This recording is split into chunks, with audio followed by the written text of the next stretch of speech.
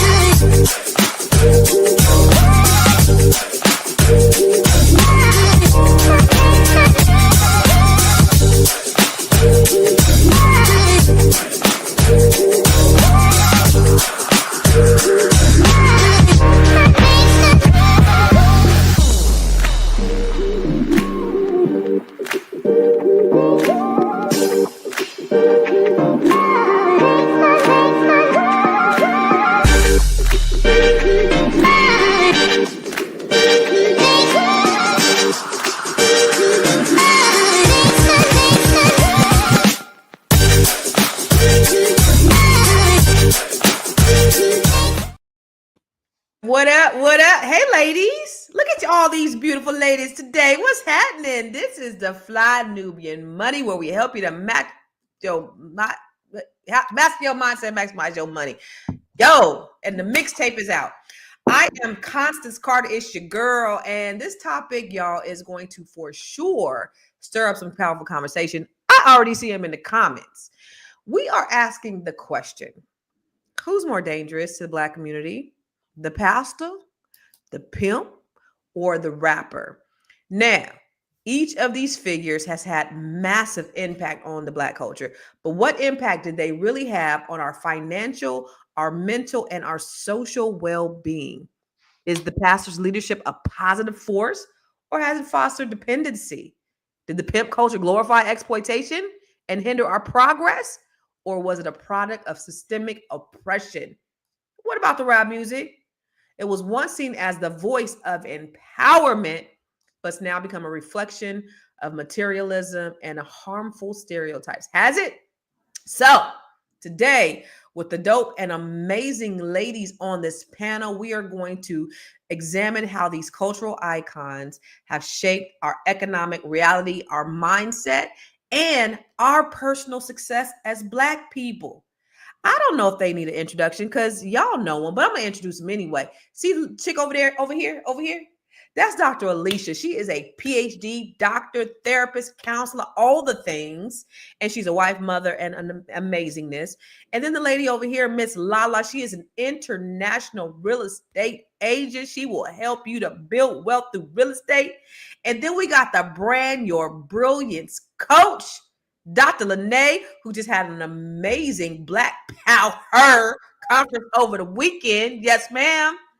And last but certainly not least, we have Miss Aisha, who is a wealth strategist. And we have all the right people to have this conversation today, y'all.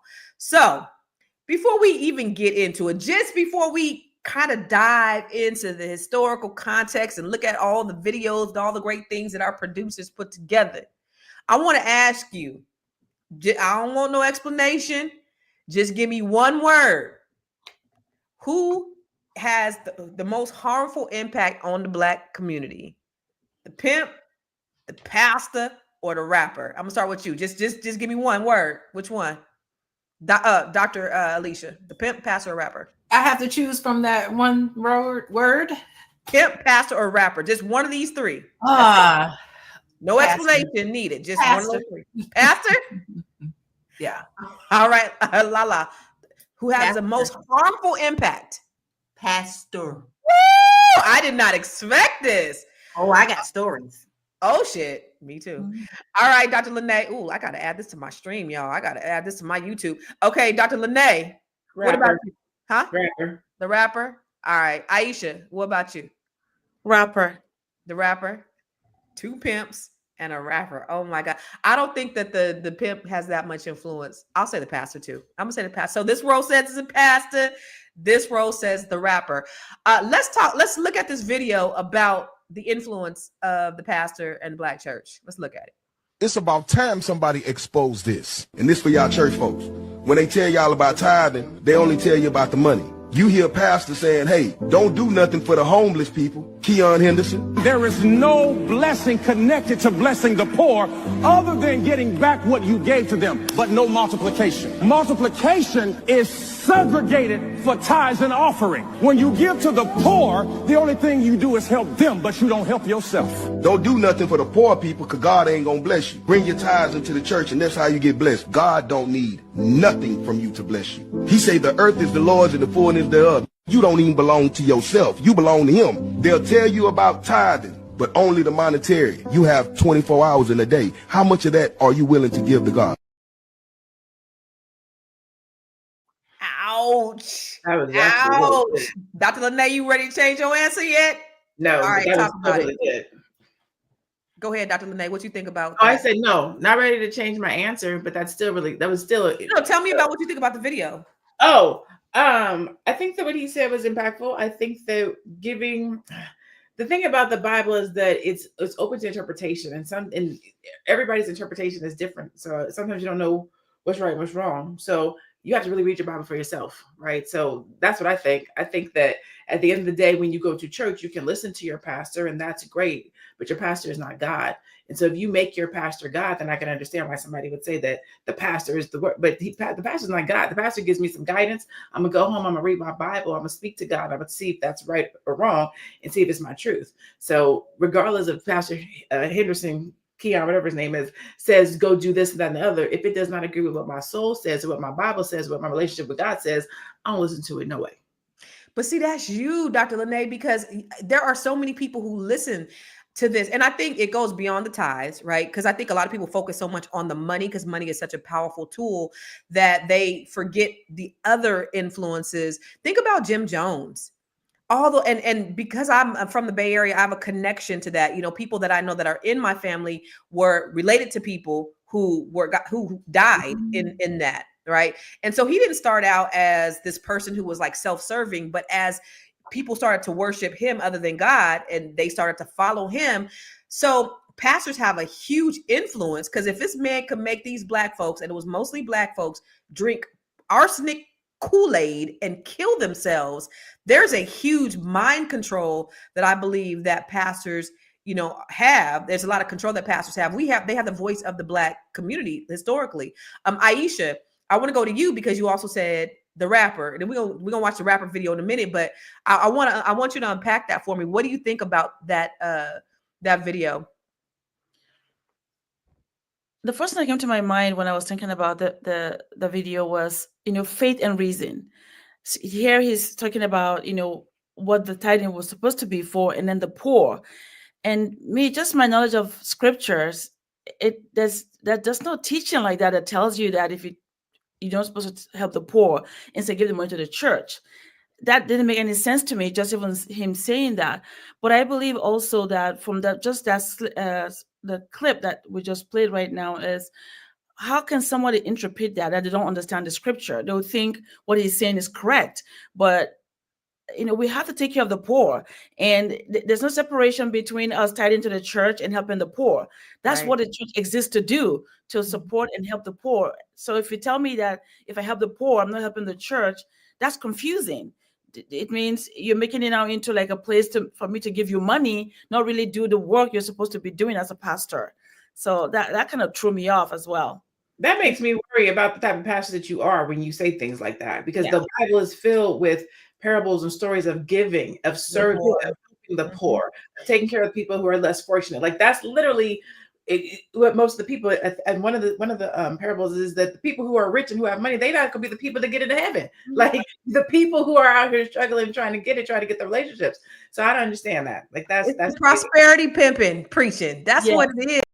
I think about my own dad. Like my dad, when my dad got saved, it was God, church, kids, everything else. Then my mom, but like he gave so much to the church, and I remember telling him, Dad, your mom lives like a slave. Mm.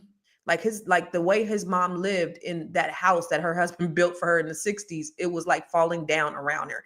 And you over here giving all this money to the church, and your mom is like living in this house is about to fall down. It's crazy. So he ended up building her a house, but that's what they were taught. My dad didn't know. That's all he was taught into church, was to give to the kingdom. They want to further move the agenda of the kingdom, and that's more important than giving to the poor a lot of times. Lala, what do you think? You're talking to a church girl. Everything in my whole life was centered around church. I grew up in the country, and everybody in the church was family. And if you moved into the neighborhood, if you wasn't family, it wouldn't be long before you was going to be family, because you'd marry into the family. And I trusted my pastor completely. And I had a really good pastor as a little girl, knew that I could go to him with anything behind closed doors. And it would never leave that office. And I knew that I was in safe hands. All that changed when I got older and that pastor had retired. That's when I saw, because I always thought it was a joke. I watched Car Wash and all those things. And, you saw the scenes where Richard Pryor was the pimp and pastor pretty much. And I just thought that was some kind of joke until the new pastor was installed. And I was threatened to be thrown out of church because I didn't do something that he wanted me to do. So this is a very sensitive topic for me, in the fact that you cannot play with God and you cannot play with people. People want to have hope and love and believe in their heart. For me, I did everything for my church. I remember getting down on my knees and scrubbing floors. That was a part of the thing, but we also helped one another.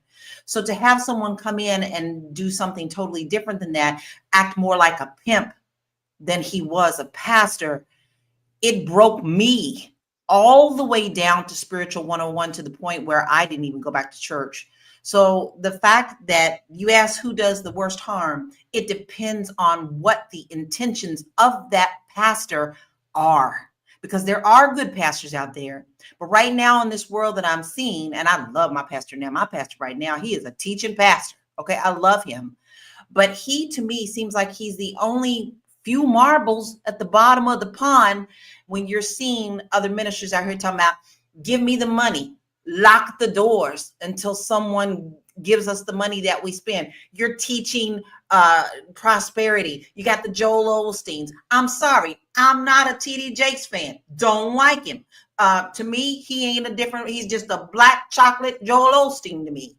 So I have a problem with the fact that, it starts in the church, because we usually all start a church. That's your first part with religion, but then everybody else tacks off of what the pastor does. If the pastor's not doing right, then of course you got justification for the pimps and everything else to come in and take that word. You're right about that. Yeah. The pastor, he's supposed to be the leader, and everybody, and you go like, well, the pastor ain't shit. So why you expect more out of me than you expect out of the man of God? Well, the problem is when people also, and I'm sorry, I don't mean to take up so much time, but the problem is when you have people that still believe, even though the pastor is doing wrong because they haven't done the research. Dr. Lene, you're totally right. You haven't read your Bible. You don't know what's right or wrong. Center themselves around the wrong.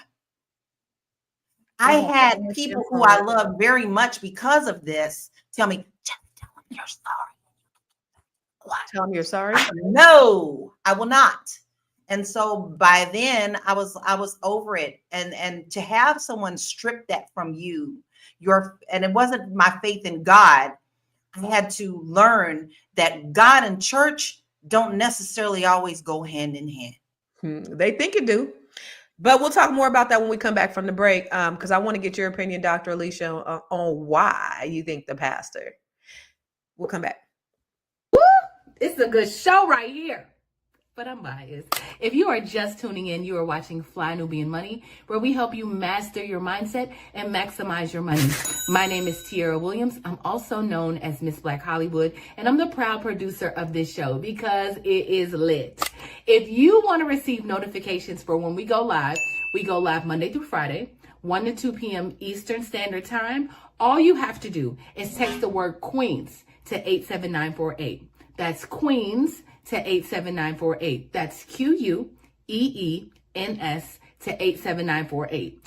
Also, If you want to grow your money and not blow your money, all you have to do is go to flynubianmoney.com. There's all kinds of resources, there's courses, there's free giveaways. There's just no reason to be broke in 2025. All you have to do is go to flynubianmoney.com. Obviously, you don't want to be entertained here. You want to know enough to grow. Wait, I need to put that on a shirt. You got to know to grow. Got to know to grow. So know and grow with flynubianmoney.com. Yeah, know and grow, y'all. Grow your money, don't blow your money. All right. Dr. Alicia, why do you have a foundation in the church? Were you raised in church? Yeah, I went to Catholic school for all of kindergarten, all the way up to 8th grade. I went to Catholic school, so in Gary, Indiana. So it was a Black Catholic congregation. And so, yeah, I mean, that was my influence. I went to a Catholic school, first communion, 8th grade confirmation, all of those were so important. It's interesting because the Catholic Church is set up a little differently.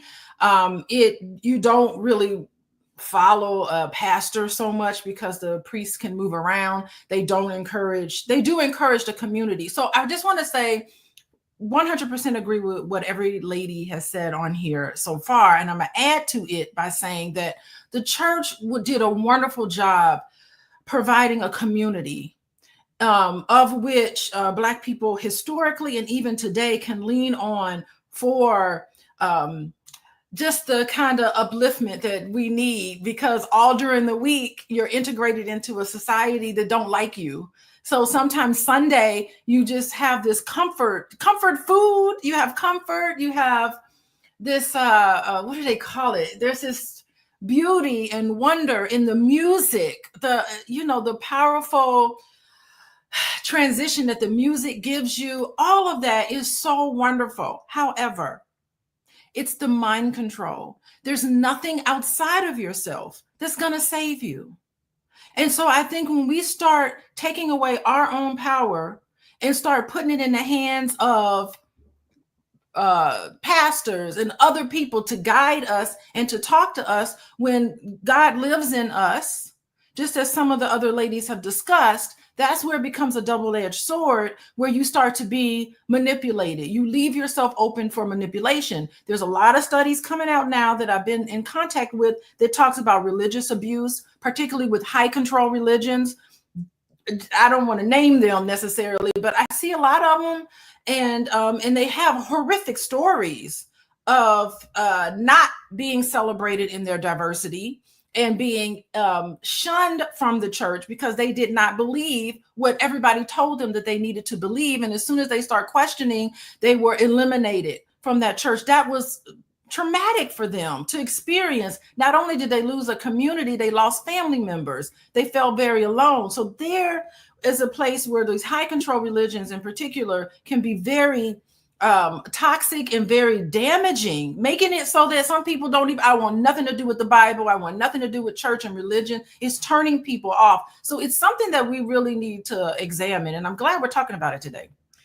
Dr. Alicia, you talked about mind control. Don't you think that like rap has mind control? Oh, absolutely. It's funny because when you asked me that question, I was like, can I talk about a fourth option? Because the fourth option is the problem is, I know it's exhausting, but if you are going to put 100% of your trust in something else, you're going to let something guide you when really you have all the answers built inside of you. That's where you can be led astray. You have to be able to critically think about everything. I mean, they're human beings just like you.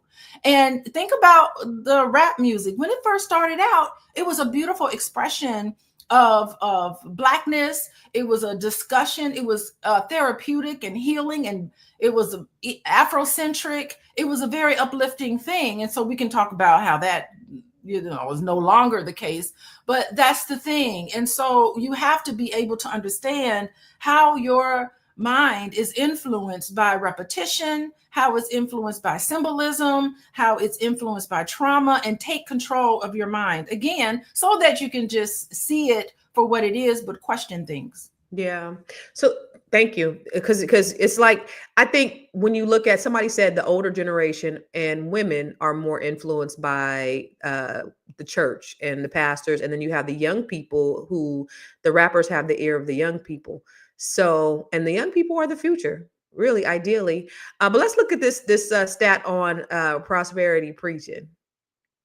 According to the Federal Reserve, Black Americans hold just 10% of the nation's wealth, despite being 13% of the population. This disparity is partially influenced by cultural leaders like pastors who focus on spiritual prosperity over economic success. Now, when you look and you see these churches, these big mega churches that are often placed in impoverished areas, surrounded by impoverished areas a lot of times, and then the pastor pulls up. I think Jamal Bryant was at Melanin Con. I spoke at Melanin Con on Saturday, and they had me speaking behind after Jamal Bryant. But I did, I held it down. But one of the things he said is, when you pull up to a church and you know what car is the pastor's, there's a problem. Because if the pastor's car is better than everybody else's put together, there's a problem. There's no spreading of the wealth. He also mentioned that he was talking to a Jewish person, and a rabbi, and he said that Black people talk too much about tithing and not enough about investing. And that's been sort of like enveloped in our culturally, because when you look at those prosperity preachers, that's what they're talking about. They're the ones flying out on private jets. I hear of people who are part of that, the ministry of the people who count the money. And they have the money in the money counters, and they're counting money all day long. And yet they have people in their patronage that are hungry, they can't pay their rent, but they're telling them to bring them their first fruits and their tithes to the storehouse rather than helping the people. So what do you think about that, Dr. Lene, when we talk about this prosperity preaching and Black people not able to obtain their wealth because they're giving it all to the church? You're muted. Thank you for that. I think it really comes down to the church that you go to. I think that when we talk about the Black church, we're throwing all of them in together. But as I'm saying, I'm asking myself as we're having this conversation, are there more good churches or not? We can't clump them all together. They're not monolithic, but which ones stand out more? Are the good church doing the good work, the good deeds leading by example, or are there more unethical churches or prosperity preaching type churches? That would be what I would want to know. Because my church, I've had, I think 2, maybe 3 church homes in my entire life. The one I went to from, I think, like the age of like 11, 12 until I was probably 14, but it was my foundational church. It was like the church where my mom gave her life to Christ, and his son left, and we helped to build that church. So I grew up in that church. Sunday, Easter plays and Christmas plays. My mom volunteered for the youth, so she was super involved in the church. Hallelujah night. We didn't wear ghosts and goblins. We had to dress like, yeah, we had Hallelujah night too. Better not wear no ghosts and goblins up to the church on Hallelujah night. That's Halloween foundation. For those of you unsaved heathens. Yeah. That's my foundation. Then when we moved to Arizona, we joined this one church called the River of Life. We went to for many years. It was a non-denominational church, but it was very diverse. And then when I became an adult, I ended up at the church that I'm at now, Pilgrim Rest, which is a Black church. My bishop there was installed when he was, I believe, 14. And he was there for 40 years until he passed away. And now I'm at this precipice of what do I do now? Because I have a new minister in here that's not the same as my bishop who grew me up. And when somebody talks to me about the church helped me start my business. My church, when I first started my business, they helped me in 2 ways. They paid all of my utility bills for 3 months while I was trying to get myself situated to figure out what I wanted to do. And they gave me business coaching. When I went in to talk to my pastor about what was going on in my business, he was like, I want you to talk to our COO and he's going to help you. And the COO brought me in. I met with him over 6 months, twice a month.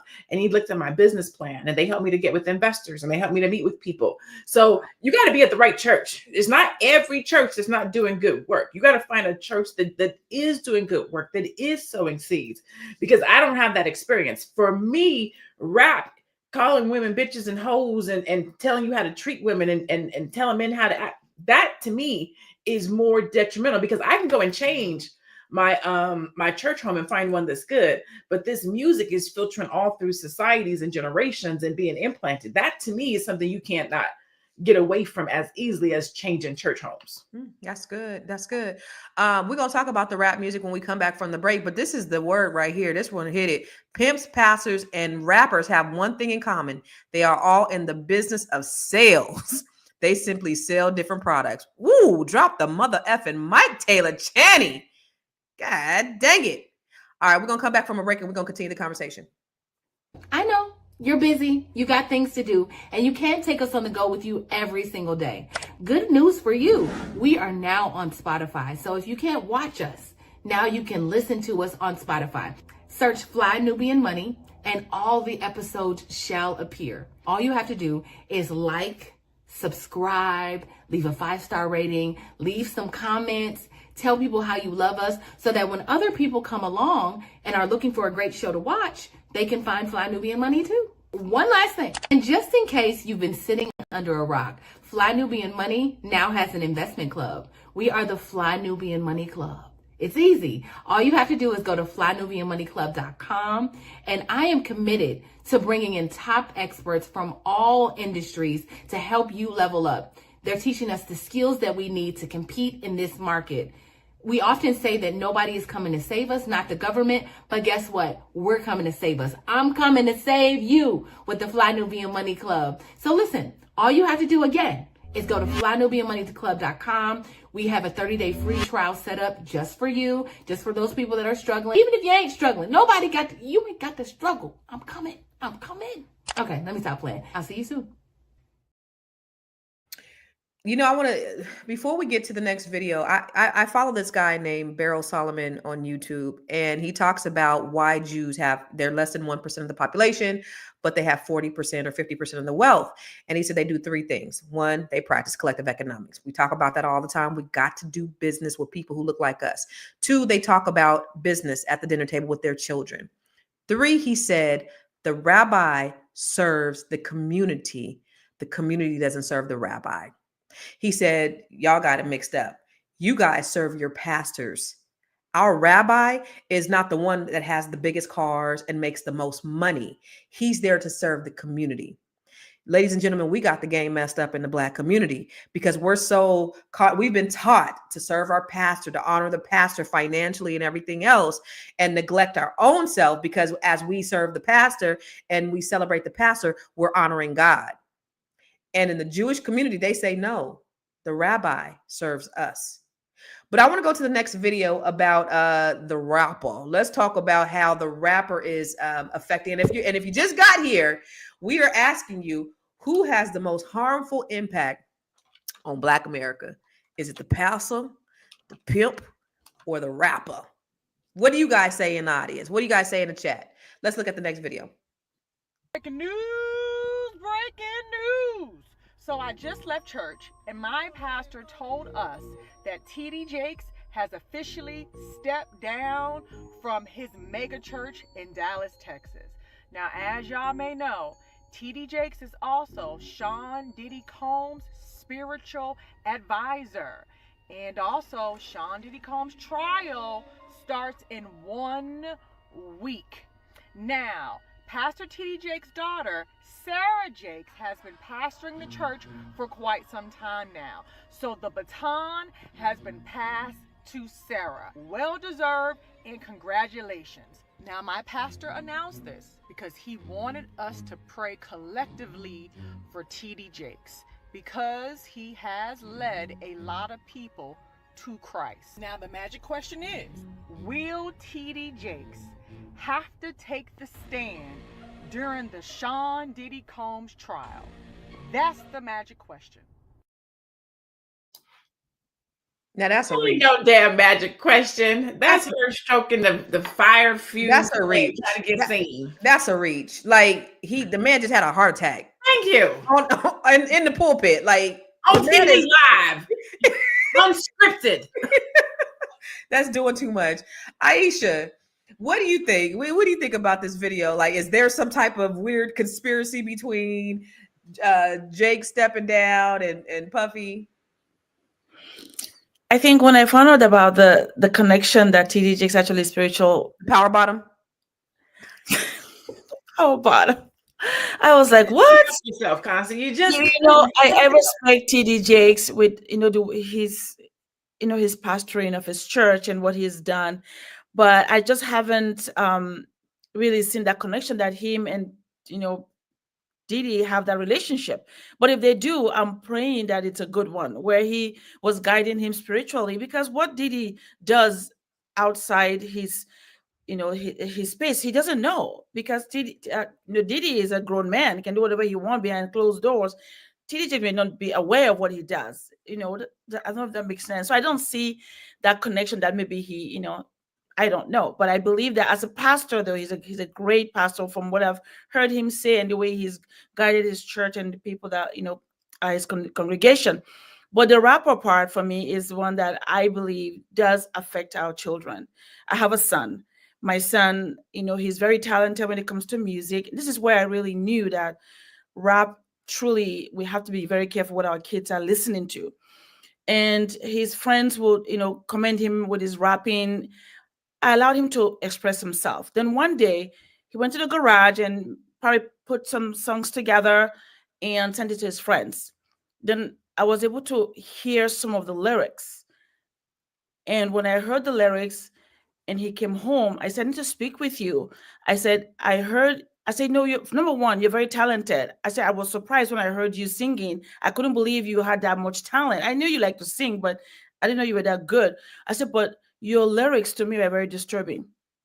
I actually wept. I want to show him how powerful. I said, look, I'm your mother. You can't be talking about our women like that. I said, those are your sisters. Those are your mothers. I said, and you want other people to hear you talk about your mother and your sisters like that? I said, no. I said, even though you're very talented, you must find other lyrics, or you have to drop it. You have to drop it. You have to drop it.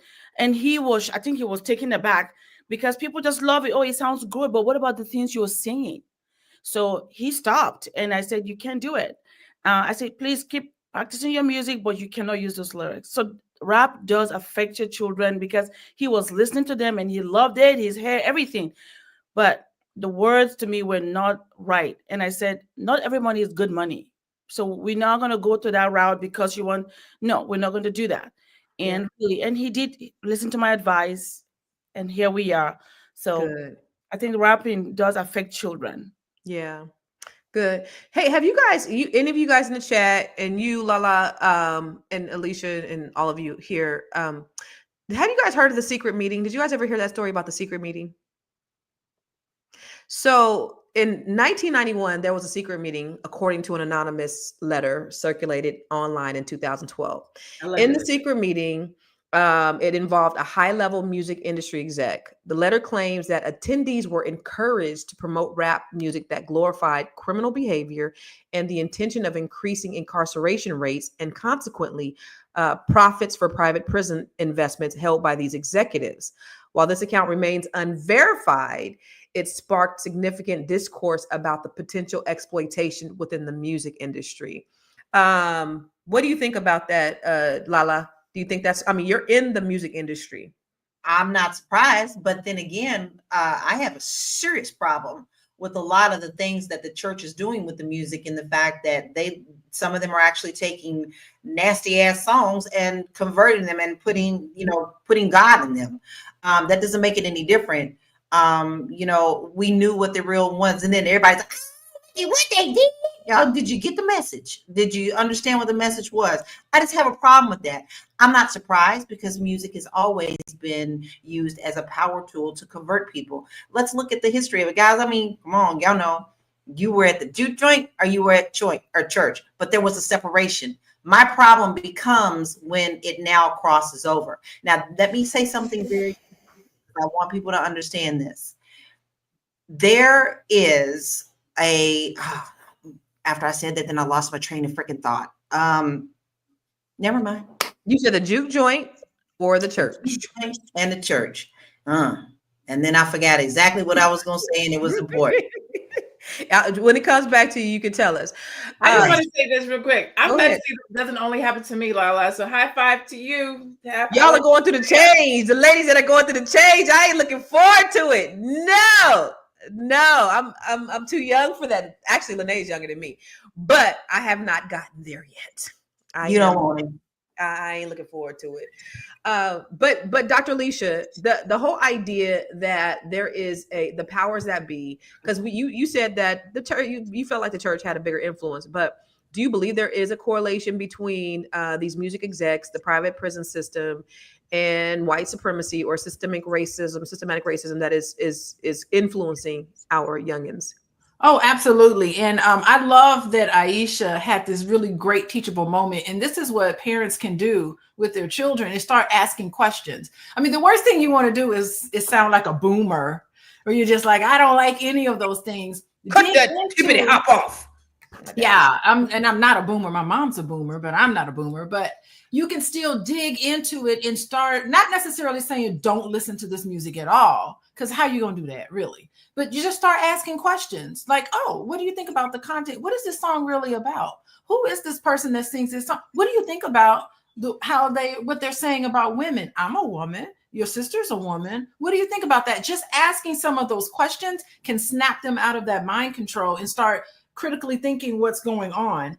Y'all check out this show on HBO called Righteous Gemstone. If you want to know the formula of how churches manipulate you, it is comedy, it is hilarious, but it's a beautiful display of all of the things that churches do. I mean, they really are spoofing churches. It's a spoof. It's almost like, remember the Wayans did that spoof of all of those Black movies, and they'd be like, Message, they're making that. That's what Righteous Gemstone has done to these big mega churches. Hell, you want to laugh all day. It's a beautiful way. But I think what's going on is that churches are desperate. I mean, their enrollment has been lowered since COVID. They're not able to get the tithes up. And so they're really joining with a lot of rap artists and music. I mean, going to church is like going to a concert now for some congregations, because they are in competition with butts and seats, and they need people there, and they have to entertain people. Oh my God, that would never happen in mass. In mass better be 50 minutes long, because 51 minutes, we all looking at our watches like, speed this up, God bless you, good night, So it's hilarious how you get to see this evolution. I'm sitting back just watching the whole thing. I think it's fascinating. And it's just interesting how churches, for a long time, it was something that Lene said, it becomes part of your identity. I remember being in the South, go visit the South, Alabama, growing up in the summers, and people would come up to me and they would say, hey, my name is such and such, and my home church is such and such. So their home church would be part of their introduction to you. And then they would turn around and say, where's your home church? So it was like embedded in your identity, what home church you come from. I thought that was really interesting.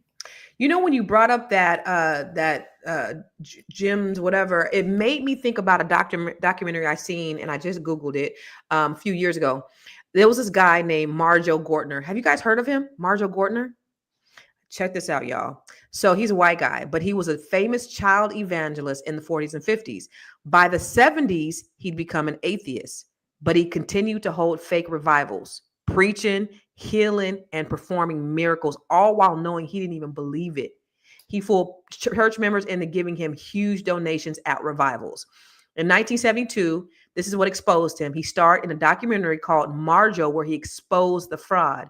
He wore a hidden microphone and left filmmakers to follow him behind the scenes, showing how manipulative techniques like emotional preaching, fake healing, and promises of prosperity, they were used to hustle money out of poor and faithful people. And that film won an Academy Award for Best Documentary. I want to say something. Y'all look up neuro-linguistic programming. I read a bunch of books on that. It is what is taught when preachers go to church to become pastors or whatever. It is what's taught. Oh, NLP is taught in neuro-linguistic programming is taught to preachers in school. I didn't know that. They teach that in seminary? Yeah. I thought Oh. everybody knew that. No, I guess nobody knew. Yeah, NLP, and it is repetition. It's like how you phrase, preachers talking a Call and certain way. response And they may start off and they say it real slow because they know that we've been sitting for a while. So their speech has to mimic our heartbeat patterns. That's how they're able to connect with us. And then they'll boom, and then they'll talk about something that's real, like racism is a problem. And this music is a problem. And they start real slow, and then eventually they build and build and build, and the pass the crescendo. collection plate. Because know, right after they give their homily, the collection plate goes around. And so they know that we're emotionally into it, and we're going to dig in our pockets and throw our money in there. It is what they do. And it's interesting that's fraud, but believe it or not, even though the person who is doing something like what you just illustrated, guess what? Sometimes even when a person is faking it, it can actually work. That's how impactful your subconscious mind is.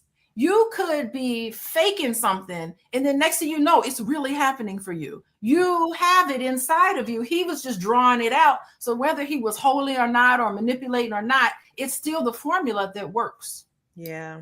Y'all, if you are just watching, if you're just tuning in, we are talking about who has had the most harmful impact on Black America. Is it the pastor, the pimp, or the rapper? Look at you. Got your chair already ready. We're gonna talk more about it when we come back from the break. Are you a Black business owner looking to expand your reach? Well, has Fly Nubian Money got good news for you? We are building a Black business directory to connect you with customers who need your services. And here is the best part. It is absolutely free. Email us at info@realvirtual.net. Send us your business name. Tell us a little bit about what you do, what services you offer, your website address, and your contact information. That's it. Together, we are going to build and circulate the Black dollar. Get listed today and start connecting with people who are probably already looking for you. And we're back. Swallow, Dr. Lene. So listen. I never swallowed it. I did right now, though. Okay. Who has the most? Somebody said the politician. Somebody said the politician is most harmful in the Black community. But you know what we haven't talked about, y'all, yet? The pimp. The pimp. The pimp. Are the pimps still out there, though? That's why. Who's pimping? The pastor and the rapper are seen as a pimp sometimes. Ooh, the pimp. No, she's very true. But then again, that's pimps also get a lot from, we can't say necessarily the rappers, maybe the younger generation, but pimps always looked up to priests. They kind of looked at that, if they were the ones that were flashy and they saw the power of that. They tapped into that. But let me tell you something. A pimp when you see a pimp. A pimp is always going to tell you up front that he's a pimp. He's going to tell you he don't love you, and he's going to tell you he's going to sell you. All right? He already comes with that. Pastors hide under the guise of God. And that's dangerous. Yeah, they ain't just pimping hoes and slamming Cadillac doors. It's a mind manipulation. Let's look at this next video. Every woman can be knocked off. Every woman can be knocked. The coldest pimps in the game. Listen, pimping is the same thing as pastoring. It is it's very just close. Using it in a different way, and you maybe have a different moral compass, because there are some good pastors, right? It's not all just bad, right? Yeah. But you're convincing people, it's all sales. You're convincing people to do the thing that's in their best interest, or what you're telling them is in their best interest. You sell your kid on why they should go to school and do the thing that's best for them. Hey, don't use drugs. Go in the front of the class. Don't be peer pressured, right? You're selling your chick on why it is that she's supposed to be submissive and doing what she's supposed to do. Hey, stay away from your friends. Them hoes is for the street. Go and get some married friends. You're trying to convince them every day on doing the thing that's in their own best interest. So it's no different from pimping. It's no different from pastoring, right? They're trying to tell the congregation why it's important for them to go over to Jesus' side, get salvation, and make sure that you put some money in the collection plate because we got a building fund. But then on the other side of the fence, right, you got pimping. Now, pimping is bad from a moral compass perspective, but the nature of it is the same. You're convincing a woman to be your bottom chick. Listen, I got your best interests at heart. Make sure you go out there, collect that money from daddy and bring it home so we can make sure that we take care of the family. Whatever it is that they doing. But understand this, every pimp is still looking to knock off another chick. You just gonna make sure that your bottom chick is staying down with you. Wow. I mean, you think about it, because the church, the preachers do pander more to women. 80% of the churches are filled with black churches are filled with women. It's majority. And I remember I was speaking at church a couple weeks ago, and I was talking about our book, Unbreakable, Net 7 Collective, right? And so they were like, well, how can you get with, men and, you're Net 7 and men and maybe collaborate? And I'm like, well, men don't really show up for personal development, for spiritual development. Men ain't in the church. And the pastor co-signed with me. He's like, men ain't showing up. So that's the thing, is you have these people, these men with these cold mouthpieces, whether they're the pimp or the preacher, and women, because women are the change agents in our community. We are, the African proverb that says, when you teach a man, you teach an individual, but when you teach a woman, you teach a nation. So if you could get the mind of a woman, you can get the mind of a nation. Let's put up that stat. And then I want to get your opinion on about where they said about the sex workers, because I think that was really an interesting stat. Gwendolyn, there we go. The National Center for Women and Policing reports that nearly 70% of individuals involved in sex work are Black and Latina, a trend largely driven by the glamorization of pimp culture in music, film, and media. That hurts my feelings. What do you think about that, Lala? Because you noticed, like, even in rap music, when it went to like pimp culture, and that started being like really cool. Of course, it was cool back in the Black exploitation days, but now you have the glorification of the stripper, and now girls are aspiring to be stripper based upon that culture of what they hear inside that music. What do you think about that, Lala? It goes to show you, just like Aisha mentioned, you have to be very vigilant of what your children are listening to at an early age and how that shapes them. And you have to be willing to step into that. These young girls know that their bodies will get them what they want when it comes to money. And what I found recently was it blew my mind, is, I don't know. Yeah, I'm 55. I grew up with a documentary called Pimps Up, Hoes Down. All right. And I watched it, I don't know how many times. And there was one pimp in there was just freaking bad news. I mean, you could tell that he was bad news. And the other ones were kind of in and out. Well, one of those pimps came out. His name is Ken, Pimpin' Ken, came out. He's no longer in the game. And he actually said he had to get out of the game because the women got smart. The women started to see that they didn't need the pimp anymore. When you have OnlyFans and you have things like Instagram and you have things where people can subscribe to you for showing your body, you now have taken that power and used it for yourself and not given that pimp that power. So I found that very interesting, because he also mentioned music, and he also mentioned social media and how that changed the game of the pimp.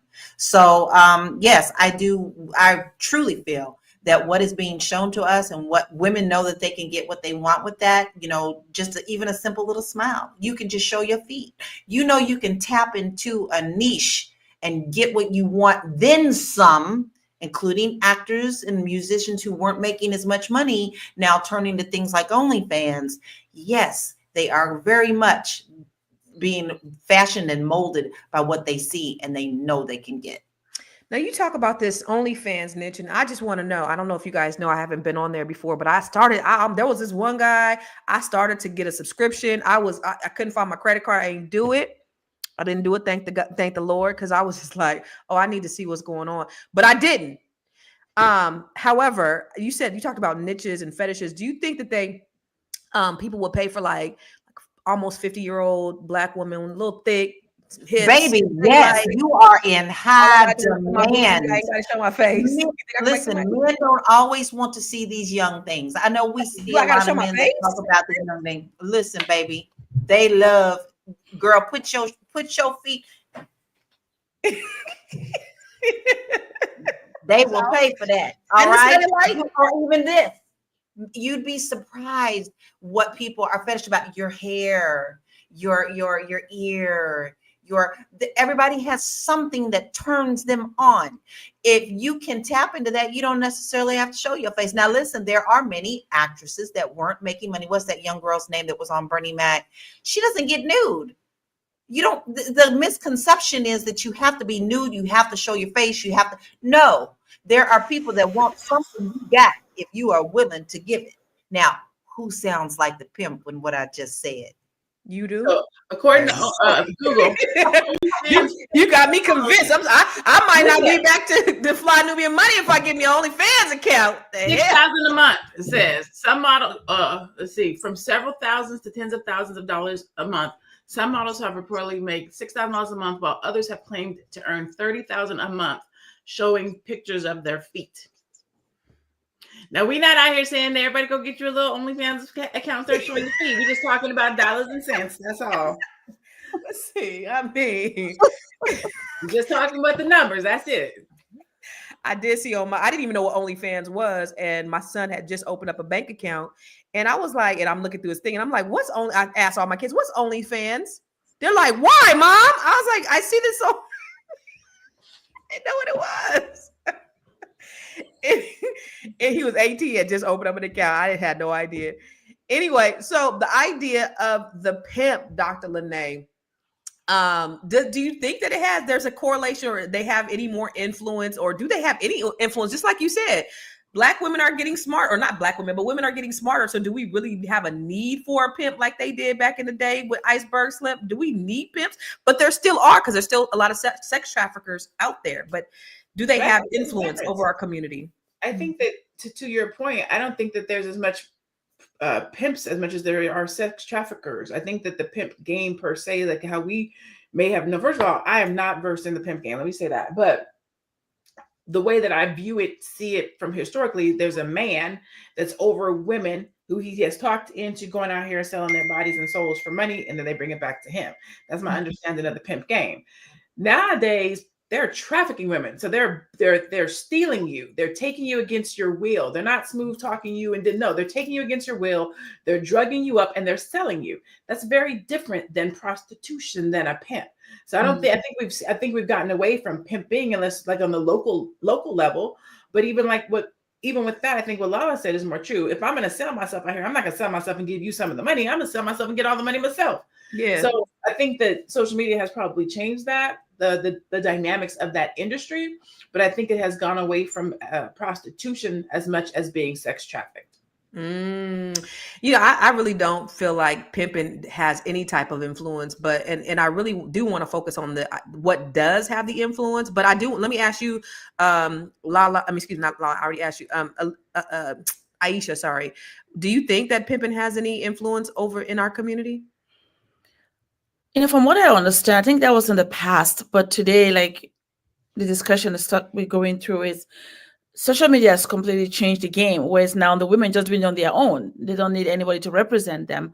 But the truth of the matter is the sex trafficking is still going on, where older men have influence over younger women, either they lure them with money and gifts and then corral them because the girls they're immature, and they believe them and take them to places and then leave them there, and then they get used by older men.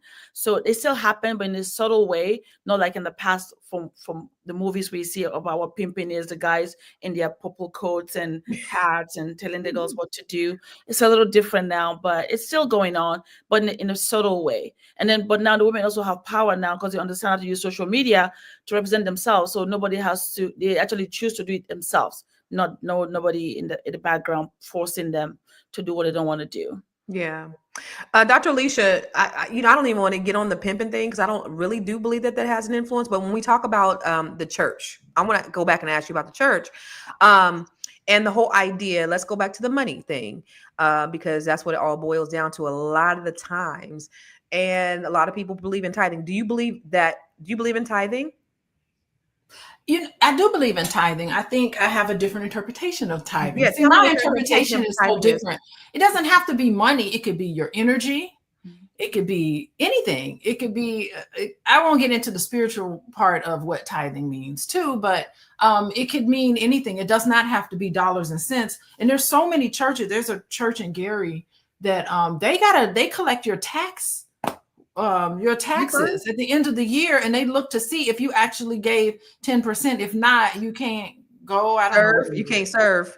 You can't serve or can't do something. I mean, I think that's a little I wish something I'm volunteering for would tell me I couldn't do something but you know what I think? Black people are so like, we love titles so much that we'll just take any title. We'll do anything just because we got a title. We apostle, I'm an evangelist. We just want titles. And so anything that could give us a title, we'll do it. It's crazy. Yeah. And I think what's fascinating is, think about the name Bishop Don Juan. I mean, that is pimp, correlation, rapping, and pastor. One title, Bishop Don Juan. Stop and think about the fact that T.D. Jakes was a spiritual advisor to Sean Combs. What were they talking about? Mm-hmm. Whatever it was, clearly it didn't work. Did he know what was going on? What did he know? Mm-hmm. I mean, was he sounding the alarm saying, hey, you need to cut this out and you need to, stop what you're doing? Was he on a certain path trying to inspire him? I'm not certain. So, I mean, it all is coming together, and it all is promoting the control of your mind. And we need to, if anything, from today, take back control of your own mind. You can consciously program yourself to do and become anything you want to become. You don't need anybody outside of yourself for that. Yeah. Well, according to the lawsuit, the relationship between Diddy and Pastor T.D. Jakes, or Bishop T.D. Jakes, he was the power bottom. No, I'm just kidding. But I don't believe. I don't know. That's what was out there. It's floating on the internet. I'm not saying that I believe that, but said he's a power bottom. I don't know. At the Diddy party. Let me say this. This is the thing about that. First of all, it's highly weird, and we can't believe everything we hear. But let me just say this. This is why I don't judge. When you get to a certain level in life, like a Sean Combs, a Diddy, whatever the case might be, you're not calling up the local pastor to come and be your pastor. You're going to go with one of the highest ranking, most notable pastors or bishops or whomever in the game. So you're going to call T.D. Jakes. Now, unless I see T.D. Jakes at a party, mm-hmm. I don't believe it. That's right. Because I'm going to call T.D. Jakes to be my minister. But if I catch T.D. Jakes at a party after 11, I might be hard pressed to evaluate the situation. Mm-hmm. But if he's coming to your house to talk to you, you're coming to his office to talk, daylights, windows is open, I'm going to assume the best. That's right. But if a video comes out and it's 10 o'clock, you're at the house with Diddy and the people, that's a different situation. But unless that happens, I don't think it's true.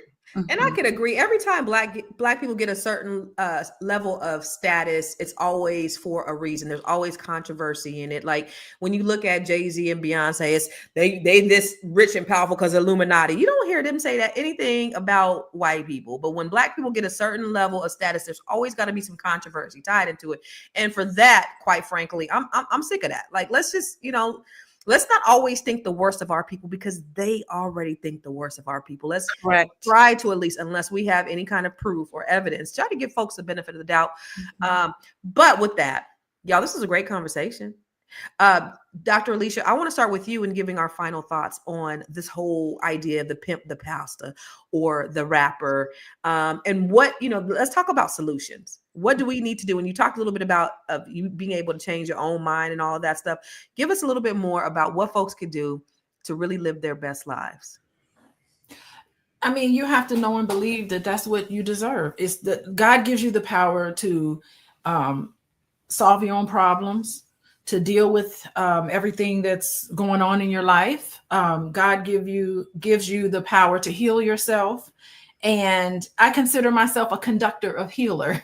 Pull it out of you. I'm not going to give you the answers, but if you're ready to take control of your life, take control of how you feel, and not be so manipulated by some of these institutions that are there to take advantage of you financially and otherwise, you can contact me at Coaching with Dr. Alicia.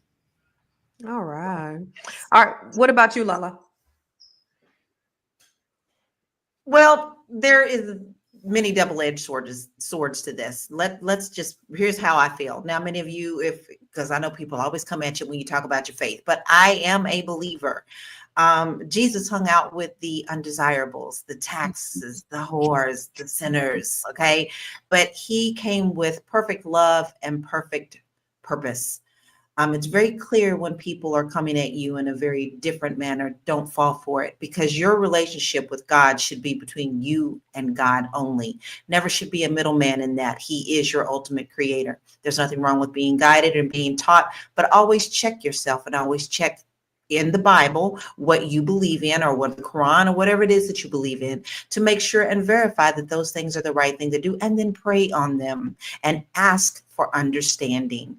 It doesn't matter if it's a preacher, pimp, or rapper, because you are the one who is in control of your mind. Be mindful of that, because it is a gift to you, and that gift needs to be used to also help enhance your life purpose and others in it as well. Always, always, always be the light. And with that being said, there is a lot of darkness in the world right now, especially in the United States of America. And if you would like to get out and breathe a little bit, maybe you think you want to just kind of leave the United States. There's nothing wrong with that. Don't let people tell you that there's something wrong with you if you want to do that. I have a free quiz on my website that will help you to decide if that's something that you want to do in your life, and give you the ideas of what you need to do to move forward if you're ready. And that's at www.laurakey.net. But don't forget to be the light. Yeah, I think we should have a discussion about religion. Are people falling away from Christianity? Where is this world going? Where are Black people specifically going? Because I see that a lot. But anyway, that's just a thought that I had when you were talking, Lala. Are people falling away from Christianity? Are people no longer interested in it?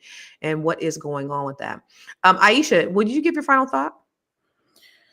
Yes, today has been really, really eye-opening and incredible. I just love our discussion today. But the first thing that came to my mind as I'm thinking, my final thought is this. The family is the first domestic church. That is a place where we form our faith and the guidance that we need to make decisions and do what is good out in the world. So I think that we should work towards that domestic church, which is our home, our family, our moms, dads, children. We should make that a priority. And then also, our faith comes with reason. So we believe in faith and reason. We don't just listen to what somebody says and just do it. We believe in faith and reason. And with that being said, when the Bible says that it is better, that we have to be careful, because it is better if you lead someone astray. It is better for a millstone to be tied around your neck and for you to be drowned. Just think about that. When you lead people astray with lying to them, lead them the wrong way, and they make bad choices, or they leave the word of God because of you, just think about the punishment that God tells you will happen to you. It is better for you to have a millstone tied around your neck and be drowned. I'm so grateful for being here today, and I believe in protecting and preserving and transferring your wealth properly. So if you ever want to have a discussion about that, reach out to me in the Black Business School, and also www.aishaverzi.com. Thank you, Aisha. Dr. Lene, go ahead and round it on up, baby girl. I'm gonna be real quick. I'm just gonna say what I gotta say and get in and get out. Our topic was the pastor, the pimp, or the rapper who has the most harmful impact on Black America. All I'm gonna say is you have the most impact on Black America. So regardless of what's happening with the pastor, the pimp, the rapper, the athlete, the politician, the nanny, the nurse, doesn't matter. You, everybody who's watching this, we have the most impact. We have the most influence on our household, on our children, on the people who are connected to us, whether that be in your church, at your job, in your business, at the gym, in the grocery store. It doesn't matter. We have opportunities every day to be impactors and influencers of Black people. We have the opportunity to unite. We have the ability to work with each other, to collaborate, to network, to speak life over. That's what's most important. If you walk up on something that you see is not working, or the sound is not right, or there's some negativity coming through it, speak to it.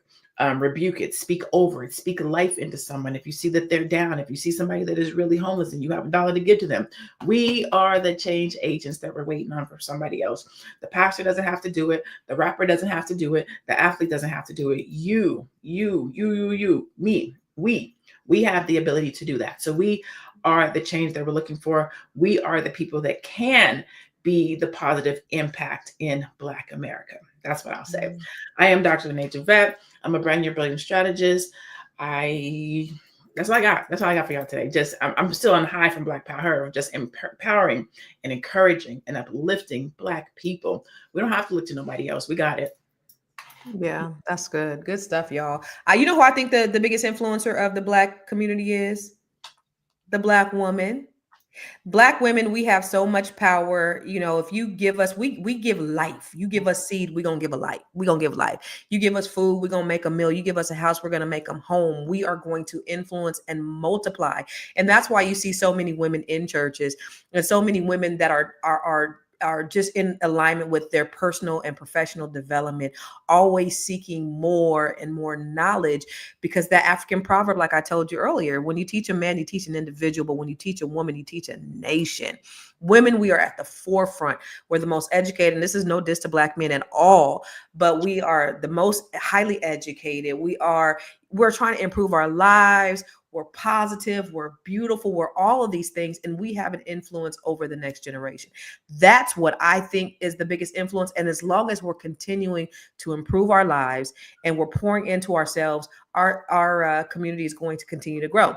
That's why I do the Net 7 Collective. That's the reason why I have a group of women, a community of women that I pour into, that we pour into each other. I see some of the women that are sitting here in the chat too right now. Shout out to the Net 7 Collective.